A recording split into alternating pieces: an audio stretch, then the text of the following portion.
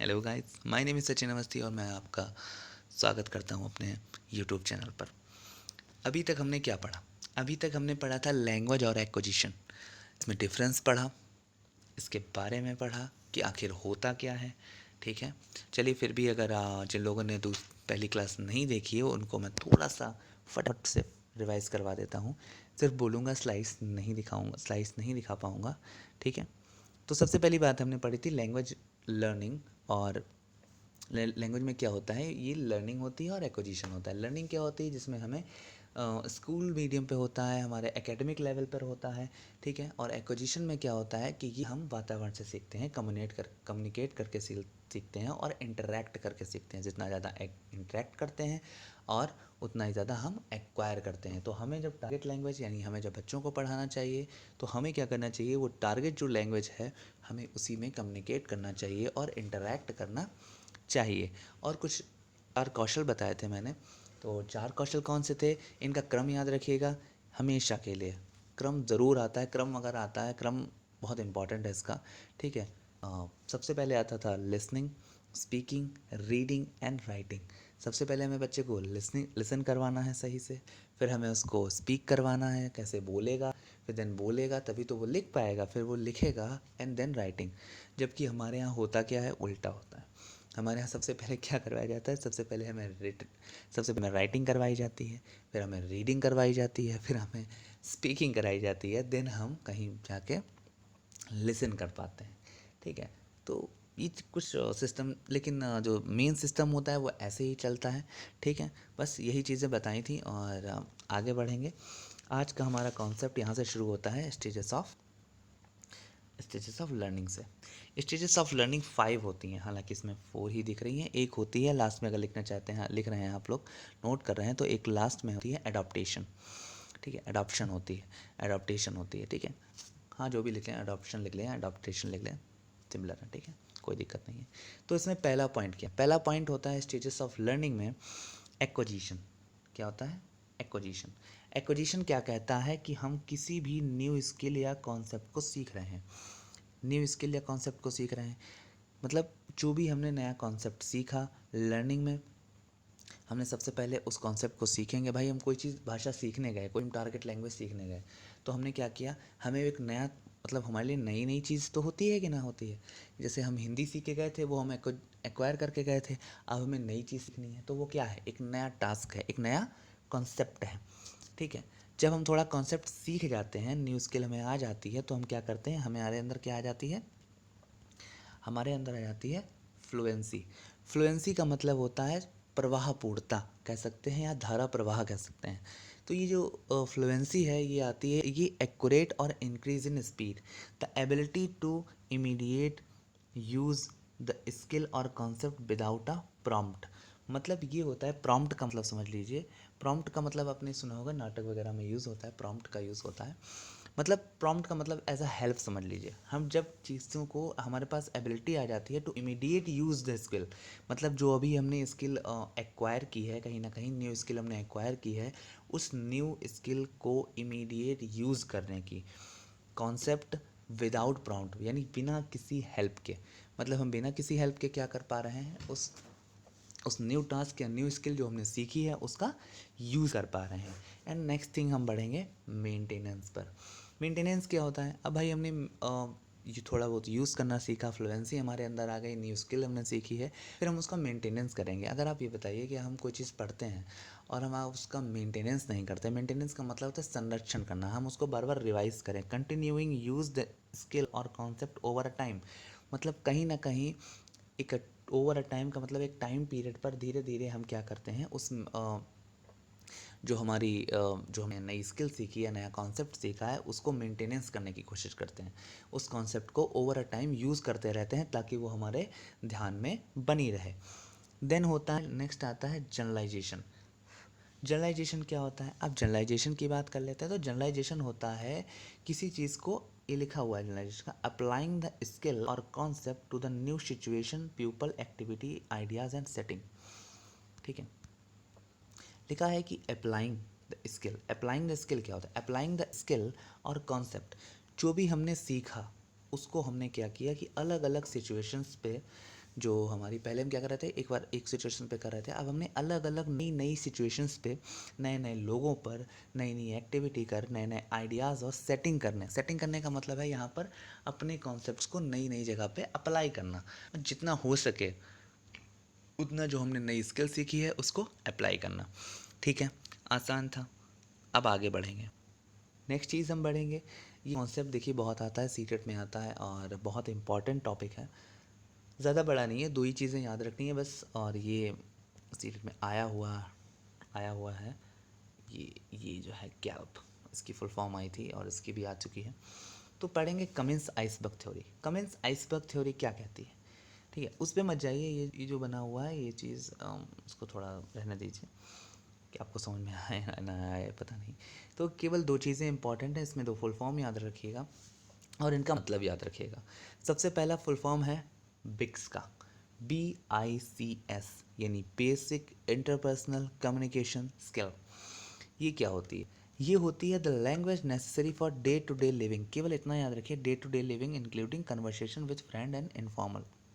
मतलब ये है, बिक्स का मतलब ये है कि ये जो बिक्स लैंग्वेज होती है यानी बेसिक इंटरपर्सनल कम्युनिकेशन स्किल जो होती है, ये जो स्किल होती है इसका यूज़ हम डे टू डे लाइफ में करते हैं, अपने फ्रेंड्स के साथ बातें कर रहे हैं, कन्वर्स कर रहे हैं, और इनफॉर्मल इंट्रैक्शन जो होती है ये हमारी बिक्स में होती है आएगी। ठीक है, जो भी हम बात करते हैं अपने फ्रेंड सर्कल में बात करते हैं। और जो दूसरी है, ये जो दूसरी है इसके बारे में, इसका कैल्प का हिसाब ये कहता है कि कैल्प में है cognitive academic language proficiency. Cognitive academic language proficiency, दो चीज़ें याद रखनी है इसमें। ये जो लैंग्वेज होती है ये क्या होती है, ये कैसी स्किल है, ये क्या प्रोफिशिएंसी है। The language necessary to understand and the discuss content in the classroom. अच्छा एक बात बताइए आप लोग, कि जो बिक्स है, क्या आप जो दोस्तों के साथ बातें कर रहे हैं या आप जो अपने फ्रेंड्स के साथ बातें कर रहे हैं, क्या वैसे ही लहजे में या फिर वैसे ही तरीके से क्या आप अपने क्लासरूम में भी बातें कर सकते हैं? नहीं कर सकते ना।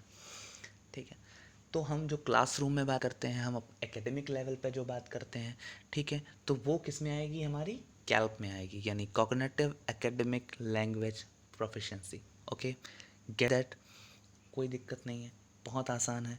बस एक चीज़ याद रखिएगा, मैं क्या कह रहा था, हाँ, एकेडमिक जो होता है इसकी जगह पर एक बार एडवांस भी आता है, एडवांस भी कहीं कहीं लिखा होता है, एडवांस, ठीक है, एडवांस भी लिखा होता है, तो दोनों ही सही हैं।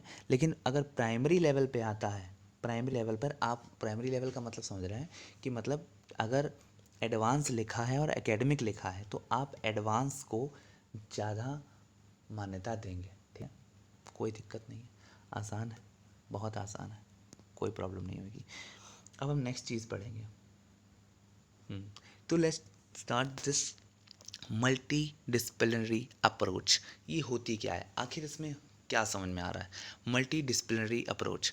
इसको देखिए, एक दूसरा नाम भी होता है, इसका दूसरा नाम है इंटरडिसिप्लिनरी अप्रोच। इंटरडिसिप्लिनरी अप्रोच ये रही। ये क्या होती है, इसमें क्या होता है, इसमें होता है a variety of subject areas, many approaches to the similar problem, integrated knowledge and skill sets over a spectrum of subject matter and projects. ठीक है, नहीं समझ में आई बात क्या कह रहा है, चलिए मैं बताता हूँ। देखिए इसमें मोटा मोटा आप ये समझ लीजिए कि किसी भी थीम को पढ़ाना, यानी किसी भी टॉपिक को हम अलग अलग सब्जेक्ट्स में पढ़ा सकते हैं। जैसे जैसे आप वाटर की थीम ले लीजिए, वाटर की थीम है, हम सब जानते हैं सीटेट में एक थीम है वाटर की। तो वाटर की थीम को क्या करेंगे, हम इंग्लिश में भी पढ़ा सकते हैं कि नहीं पढ़ा सकते, साइंस में जाके साइंस से रिलेट करके साइंस वाली चीज़ें, वो साइंस में भी वाटर का यूज़ है, इसमें भी पढ़ा सकते हैं। हिस्ट्री में भी वाटर क्या हुआ था क्या नहीं, वाटर का सब सिस्टम कैसा था, सिंधु घाटी सभ्यता में कैसे जल का निकास होता था, जल का संरक्षण होता था, सारी चीज़ें हम बता सकते हैं। कहीं ना कहीं जल आ गया, जल की बात हो गई, उस थीम की बात हो गई। हम ज्योग्राफी में भी बता सकते हैं कि हमारे धरती जो है काफ़ी सारा उसमें पानी है, काफ़ी सारा हमारा जल है। ठीक है, बहुत सारी चीज़ें बता सकते हैं। तो ये क्या हो गई, एक ऐसी कॉमन चीज़, एक ऐसी कॉमन थीम जो हम अलग अलग सब्जेक्ट्स और एरियाज़ को कवर कर सकती है, उसको कहते हैं मल्टी डिसिप्लिनरी अप्रोच। आ गई बात समझ में, बहुत आसान है। दूसरी चीज़ है, इसका नाम याद रखना है, इंटर डिसिप्लिनरी अप्रोच। क्या नाम है इसका, इंटरडिसिप्लिनरी अप्रोच। ठीक है, हो गया, समझ में भी आ गई। ये जो होती है अलग अलग सब्जेक्ट्स में एक ही थीम को यानी एक ही चीज़ को अलग अलग चीज़ों में सुनाने के लिए होती है, आई मीन समझाने के लिए होती है, सिखाने के लिए होती है। तो नेक्स्ट बढ़ेंगे। तो नेक्स्ट चीज़ है हमारी मल्टीलिंग्विज्म। आप लोग भी सोच रहे होंगे ये तो मल्टी मल्टी क्या मतलब चल रहा है। देखिए बहुत इंपॉर्टेंट है, और यहाँ पर इंग्लिश पेडागोजी की खास बात यही है कि यहाँ पर जो एक ही वर्ड होता है उसका मीनिंग होता है और बहुत डेप्थ वाला मीनिंग होता है। अगर आप समझ गए, आप इंग्लिश पेडागोजी पढ़ लीजिए, आपको हिंदी की नहीं पढ़ने की ज़रूरत पड़ेगी।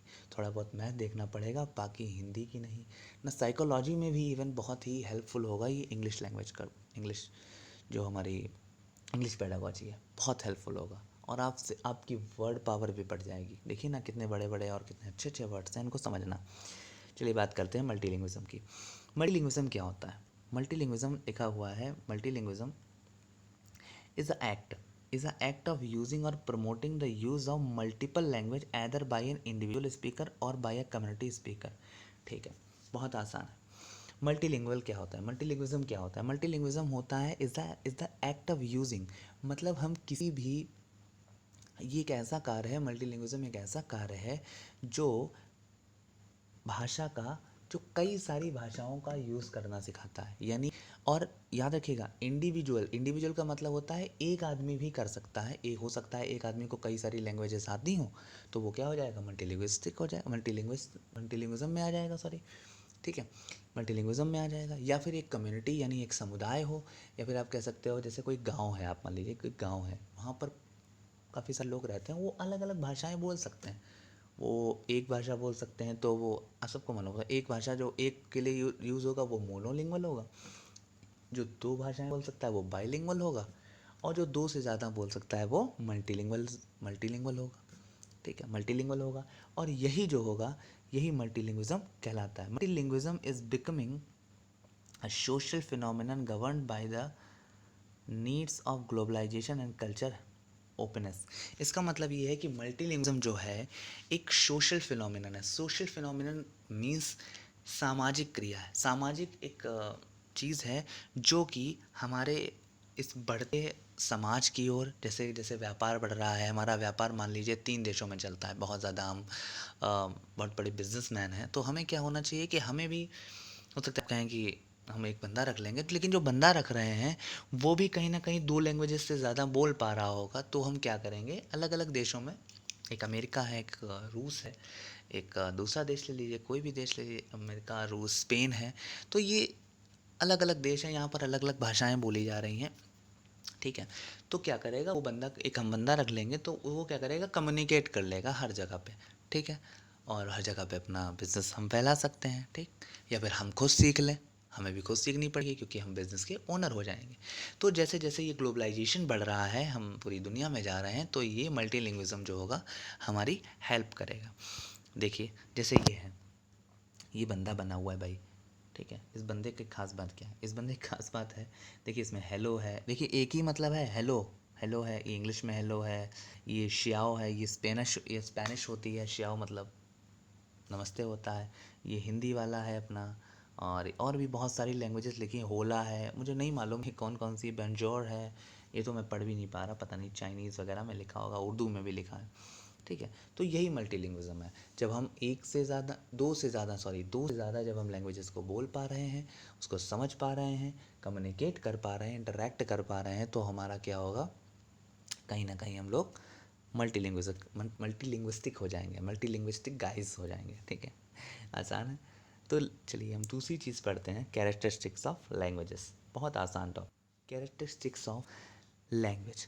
लैंग्वेज की जो हमारी कैरेक्टरिस्टिक्स होती हैं, ठीक है, तो वो क्या होती हैं, पूरा नोट करने की ज़रूरत नहीं है, थोड़ा बहुत मैं जो बता दूँ वो नोट कर लीजिएगा, अगर आप चाहते हैं तो थोड़ा बहुत हिंदी में भी लिख सकते हैं। ऐसा नहीं होता कि आप अगर इंग्लिश पेडागोजी की क्लास ले रहे हैं तो नोट्स बनाते वक्त समझने के लिए इंग्लिश बाइलिंगुअल नोट्स बन सकते हैं, आपके हिंदी में भी बन सकते हैं, इंग्लिश में भी बन सकते हैं। ठीक है, बहुत आसान होता है, कोई प्रॉब्लम नहीं आएगी। तो पहला पॉइंट है, language is arbitrary. Language arbitrary होती है, आर्बिट्रेरी का मतलब होता है स्वतंत्र। ठीक, आर्बिट्रेरी का मतलब स्वतंत्र हो गया, और कहीं ना कहीं स्वतंत्र, या फिर एक दूसरा मीनिंग भी ले सकते हो। आर्बिट्रेरी का मतलब वो हो गया language arbitrary in the sense that there is no inherent relation between the words. देखिए ये लिखा हुआ है, बहुत आसान शब्दों में ही लिखा है। There is no inherent relation between the words of language and their meaning और आइडियाज़ कन्वेड बाय देम। बस इतना चाहें तो लिख सकते हैं आप लोग।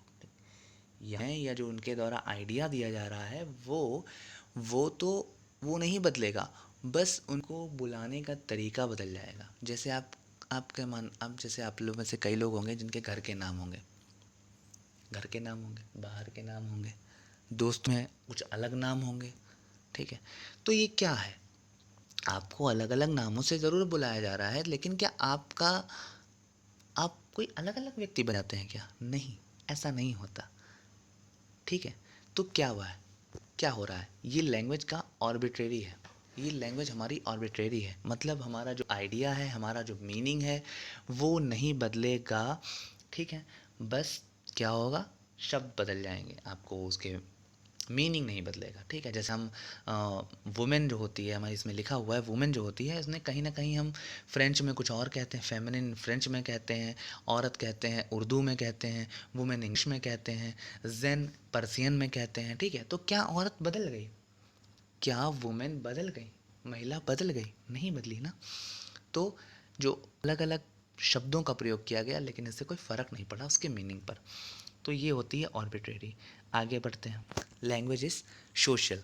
लैंग्वेज सोशल होती है। लैंग्वेज सोशल का मतलब समझ लीजिए, इसका मतलब हुआ जाके लैंग्वेज एक सामाजिक चीज़ है। हम सारे लोग क्या हैं, हम सारे लोग कहीं ना कहीं एक दूसरे से इस चीज़ से जुड़े हुए हैं। सोशल अगर हम लैंग्वेज ना हो, समझ लीजिए, आप खुद सोचिए वो समाज कैसा होगा। जब हमारे पास कोई भाषा ही नहीं होगी तो हम एक दूसरे से कम्युनिकेट कैसे कर पाएंगे, ठीक है। तो इसीलिए भाषा का होना बहुत ज़रूरी है, ठीक है। Language is set of conventional communicative signals used by the humans for the communication in a community, ठीक है। ये जो है, ये लाइन, दो लाइन लिख सकते हैं आप, ठीक। तो बहुत आसान सा है कि लैंग्वेज जो होती है एक कन्वेंशनल कम्युनिटी के द्वारा कुछ सिग्नल्स का यूज़ किया जा रहा है। हाँ, सिग्नल्स का ही तो है, सिग्नल्स का यूज़ किया जा रहा है। और ये जो लैंग्वेज है हमारी कम्युनिकेशन स्किल को बेहतर कर रही है, ठीक। अगली चीज़ पढ़ते हैं।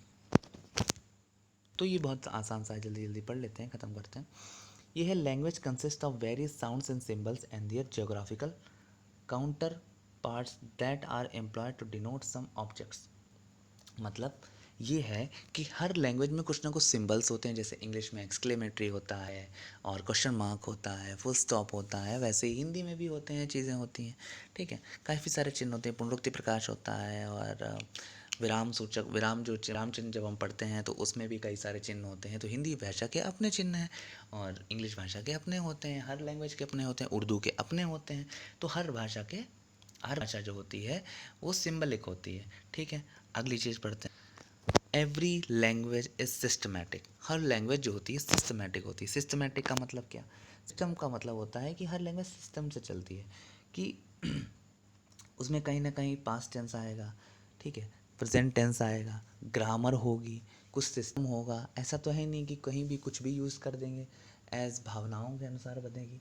देखिए, भावनाओं के अनुसार नहीं बनती है, कहीं ना कहीं उसमें रूल्स होते हैं, जो हम बोल रहे होते हैं वो रूल्स से बोल रहे होते हैं, हमें मालूम हो या ना हो, चाहे वो हम लर्निंग करके सीखे हों चाहे एक्विजिशन करके सीखे हों, ठीक है।